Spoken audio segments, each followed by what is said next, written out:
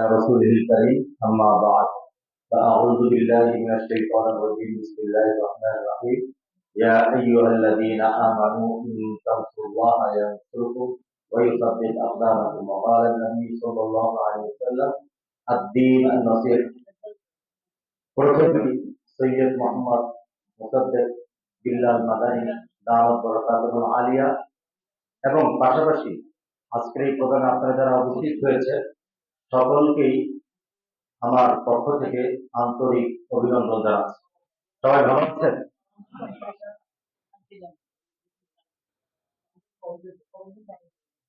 আমি যে বিষয়টি নিয়ে আজকে আপনাদের সাথে আলোচনা করব, বিষয়টি হচ্ছে আল্লাহ রাসূল সাল্লাল্লাহু আলাইহি ওয়াসাল্লাম তো বলেছেন যে একটি খেজুর দিয়ে হলেও জাহান্নাম থেকে বাঁচতে হবে। বলেছেন না? আমাদেরকে একটি খেজুর দিয়ে হলেও জাহান্নাম থেকে বাঁচতে হবে, অন্যকে বাঁচাতে হবে। তো আমরা যেহেতু রাজনীতি করছি বা কাজ করছি, সেখানে কলা কৌশলের অনেক বিষয় আছে। তার এই কথা বলি,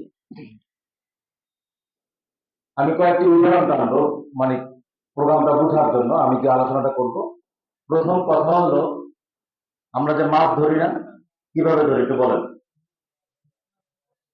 বড়শির মধ্যে খাবার দিয়ে পরে দিলে পরে মাছ আসে। তো তাহলে প্রথমে বড়শি দিলাম, বড়শি ধরার পিছনে কিন্তু মাছ, ঠিক না?